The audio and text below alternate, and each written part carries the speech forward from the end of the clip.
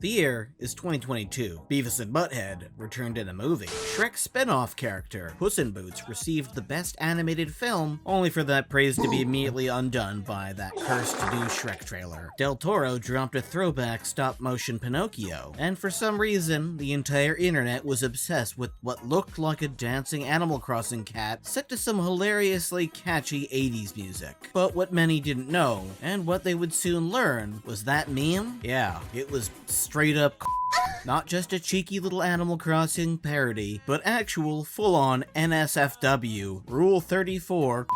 As you can imagine, the internet lost its collective mind. Some people praised the animation, while others claimed it was the downfall of Western civilization. And, in the middle of all of it, one indie artist, Zone, was making absolute bank off their unexpected viral fame. But honestly, this wasn't anything new. The internet has always had a weird relationship with related content. We discover something incredible, unknown, make it our new hyperfixation and obsession, and then collectively freak out when we realize that thing that made us feel something was also helping others feel very different feelings. In fact, a lot of the people behind your favorite cartoons, your childhood icons, or maybe even your favorite blood-soaked superhero show, Invincible, started by animating stuff that would make your mother faint. And that's what brings us to the topic of this video. Remember when Invincible fans were upset that the animation looked like a PowerPoint presentation? I mean, sure, there were some standout animation sequences here and there, but the quality was like that of one of those low-budget DC animated movies. And, as it turns out, the animators behind it actually did work on those, so that kind of explains a lot. And then one of their many teasers dropped before the season, with fluid, detailed, Chainsaw Man level animation, and everybody lost it. The mouths moved fluidly with the dialogue, the number of frames used to animate a single scene quadrupled, and when you compared it to regular scenes in the same restaurant, it was like comparing a kid's shitty fridge drawing to a Picasso. Well, you can thank a French animator for that one. And just a quick reminder, if you want to actually see more videos that aren't me just blabbing on about Vivzipop and want to see more bizarre videos like this, be sure to leave a like and a comment below. His name is Balak. You might not know his name, but you've likely seen many of his things he's animated. You know, while doing personal research. Now, if you're a cultured individual who follows one too many artists who draw thick anime for a living, you already knew why that teaser was so painstakingly gorgeous, because Balak, the infamous French gooner himself, was the mastermind behind the visuals. The guy makes 99% of his money off animating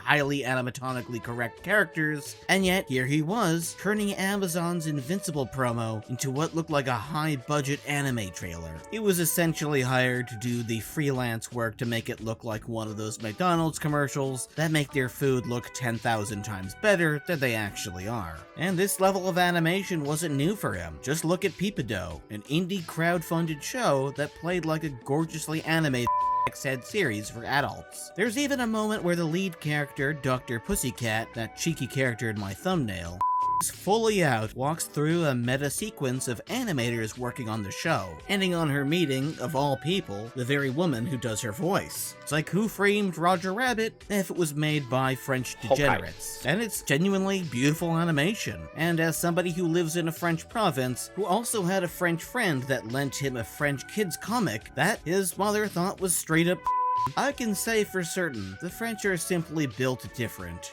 freakier. And if you're wondering how fans like myself knew Balak was behind the Invincible teaser, easy. He also animated the opening for My Adventure with Superman. That show, while narratively great and a breath of fresh air for Superman fans tired of brooding Man of Steel, isn't exactly a show that was also known for its stellar animation with superheroes. But that opening? It goddamn made you believe a man could fly, unlike Invincible. Balak also worked on Creature Commandos during pre-production alongside his animation studio Bobby Pills. And while a few Puritans online clutched their pearls at an artist working on a superhero show, most of the internet actually celebrated his involvement. And when fans found out that they were behind the animation of the teaser, they were actually genuinely hyped, hoping Amazon would let artists like Balak take the reins in future seasons. But just like how Vivzipop swapped out her indie crew for a more centralized Amazon team, Invincible didn't bring these indie animators back for key episodes or key animations. So yeah, this is one of those rare times where the internet found out someone did and didn't spiral into absolute moral panic. And I'm sure many of them did plenty of research on him. And honestly, it's just kind of hilarious to me, because some of the best media out there was made by people who cut their teeth previously working on absolute smut. Takashi Murakami, the guy behind Kanye West's Graduation album. Mario Kata, the writer of emotional bangers like Anohana.